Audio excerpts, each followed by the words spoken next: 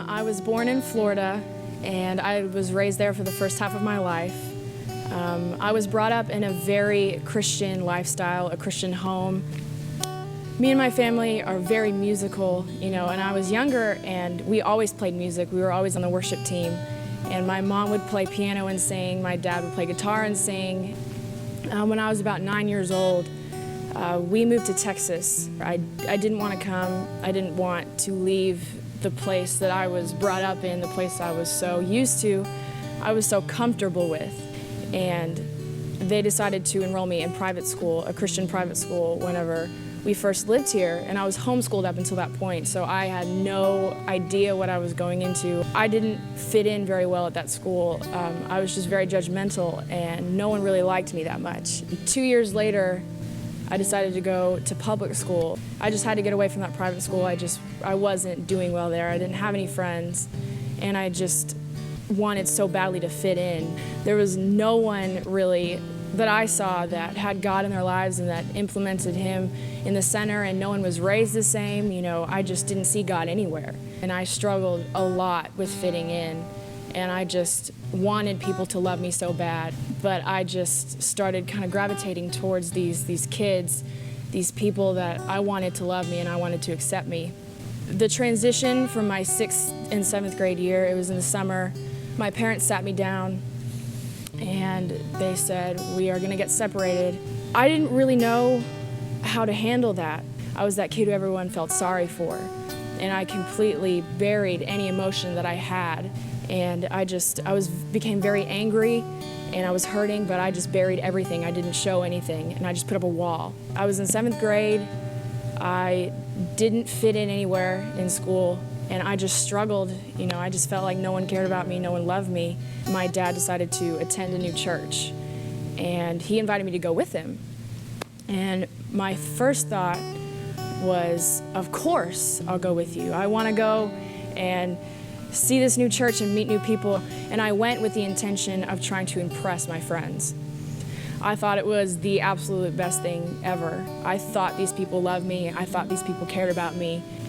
And from that point on, I realized that I had to do everything in my power to maintain their love and acceptance for me, or I would just break. It was the only thing that kept me going, and it was the only thing that I had control of over my life. And so I began to gravitate towards the wrong crowd, the crowd that would drink, would party. I was just exposed to so much, and I just felt like I wanted to experience all this stuff, and I felt like I had to do it in order to keep our friendship. The type of music I listened to completely changed. I listened to the inappropriate, vulgar, sexual, violent, extremely angry music, and I ended up being consumed, and my dialogue began to change, cussing, just going down, spiraling downward, struggling with my sexuality, struggling with who I was. I questioned my faith, and there was a point in my life where I looked at who I was and I decided that I was done with God. And I soon felt like my life was just spiraling out of control. And so I began to become very suicidal. I began to cut, and I stopped eating for periods of time just because I felt like that was a type of control that I had. I remember one time I was going to a church group, and they were about 15 or 20 minutes out from picking me up. And I was sitting by the door, and I remember getting up and going to the bathroom and grabbing a razor and sitting down and thinking, what am I doing with myself? And I just resorted to that as comfort. I just felt so broken and so alone, and I just started doing things and trying to search for things that would give me comfort. It went from not eating to cutting myself to watching things alone in my room on the internet that I shouldn't have been, that I knew was wrong, that I knew I shouldn't have seen or even exposed myself to, but I did it anyway, just because I was looking for satisfaction. I was craving satisfaction. And I continued to go to church on Sundays and Wednesdays and put on a front I love Jesus, I want to do everything for Jesus, and then I'd walk out those doors and I'd be ashamed of myself, slowly beginning to just fall and hit rock bottom. But I kept burying my emotions and I just kept pushing forward. I didn't care, and I knew that God was there. I still knew he was there, but I just pushed him to the side, and I didn't go to him. I didn't want to. I wanted control, and I would not give up that control for anything. My mom got remarried in September, and she ended up getting pregnant, and it was a really big thing for her to get pregnant. January comes, and that month I realized that there was something wrong inside of me, that I was slowly hitting rock bottom, and I knew that I had to fix it. And so that week I was so depressed. I didn't eat anything. I cut myself. I was just sinking into my depression and my sadness. I remember that day my stepdad came up to my school, and he looked at me and he said, "Your mom lost the baby."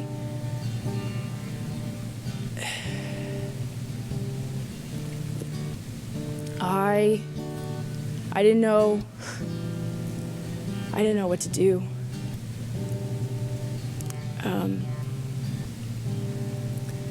My family was broken.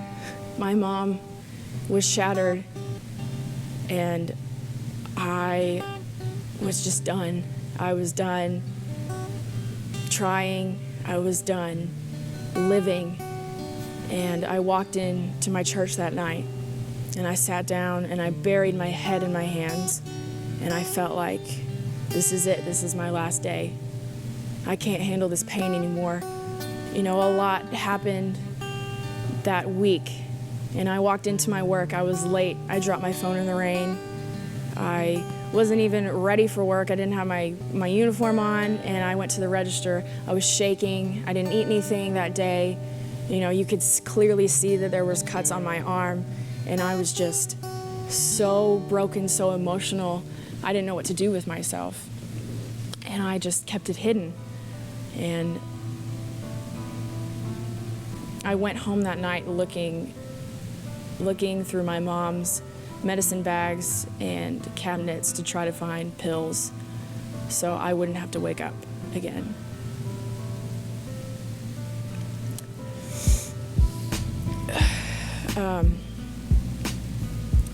I remember sitting there and thinking, there has got to be another way.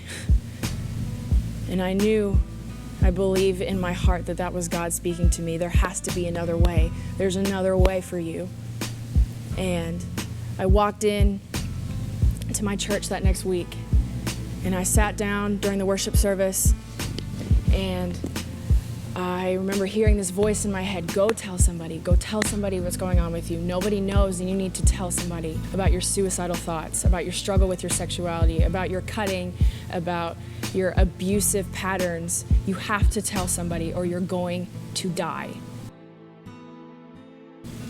I walked up to my youth pastor's wife, and I grabbed her hand and I pulled her outside, and I spilled everything to her. And I was just so broken. I was so alone, and I didn't know what to do with myself. And I was at the point where I didn't have any control over my life, and I hated myself.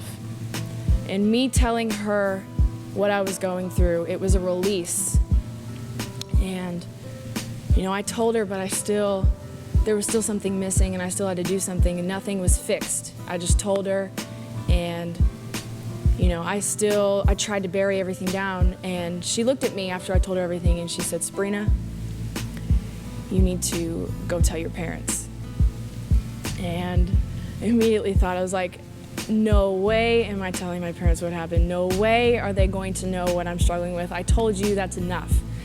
I went the next couple months just still hiding it, and she was the only person that knew anything about it, and she still kept pressing me, and I just denied it, and I pushed the thought of my parents knowing away. I pushed the thought of giving up that control. There was an opportunity for me to play drums in my youth band, and I was so excited. I finally thought that things, were going good. Things were going good for me, and, This was a positive in my life. Things were looking up, and it was a week before I was about to play, and I got a call from my youth pastor's wife. And she said, Sabrina, if you're going to do this, you need to tell your parents so you're not playing. And I remember sitting there and thinking, okay, set up an appointment. I'm going to tell my parents everything. She set up a time, we all sat down, and I spilled out everything to them. And I remember my mom being completely shattered. Just my parents, not even just my mom, my parents were just broken to the fact that I was so broken. A lot of things changed. Everything was monitored. I couldn't be home alone. And I got my number changed. It was just so different, and I hated it. I hated giving up that control. I hated them knowing, and I felt even further down than before, because before I had this control. But now my parents know, and I have no control over anything. My parents eventually sat me down, and they looked at me and they said, you need to move churches. You can't go there anymore. Those people that you're around, you can't be around those people anymore. And I thought, this is my breaking point. You can't make me leave this church. You can't make me leave these people that I hold on to, that I would do anything for to get them to love me, to accept me. You can't make me leave. So I remember my first church service outside of that other church I went to church with my mom, and I went to the youth group, and I just sat there with my arms crossed like this. And I would not participate. I didn't care about anything. And I was just so angry and bitter of the fact that they made me move. I eventually began to like it, and I felt like things were just gradually starting to move up for me. And I felt like slowly but surely things were piecing back together. And I felt like God was there. I wasn't at the point where I was ready to give everything of myself. My freshman year hit, and I was very depressed. I was still suicidal. Our youth group had the opportunity to go to this thing called Battle of the Sexes in February. I was pretty excited. By this time, I was pretty involved in my youth group, and I started to enjoy it a lot more. The theme of it was basically being delivered of your past and walking in the freedom that God has given you. I knew about this concept, I never really grasped it. I never allowed it to take control of my life. I went to this conference just wanting to have a good time. I didn't really care about God. I didn't care about Jesus. I just wanted to have fun with my friends. I got to this conference, and the pastor said, I believe that God can free you of anything.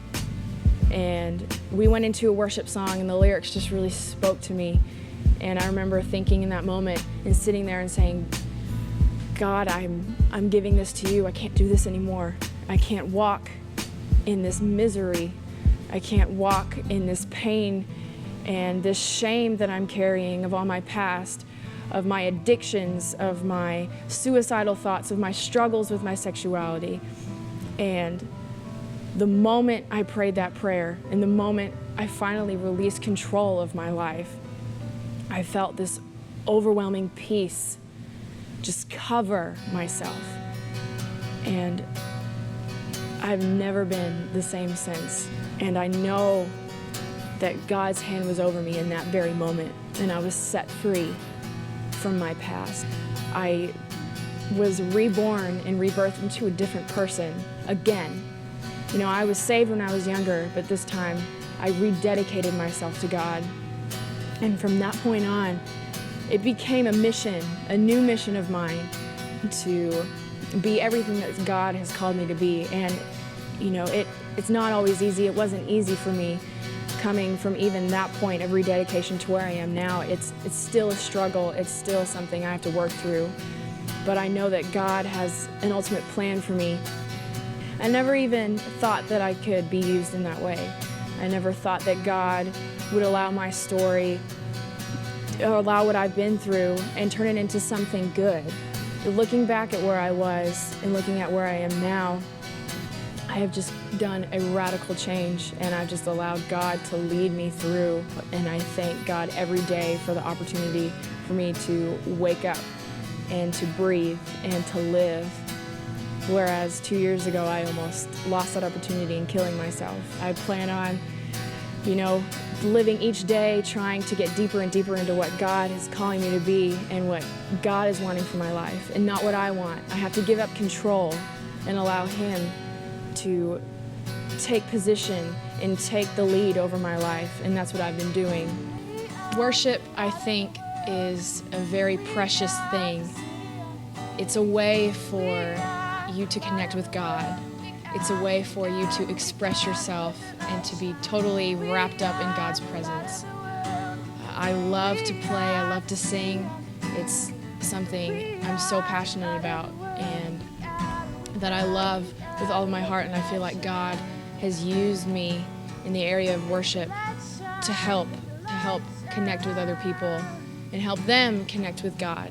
I thank God every day for the ability for me to have such a connection with music and with worship. I wouldn't be who I was today without it. My name is Sabrina Pennello, and I am second.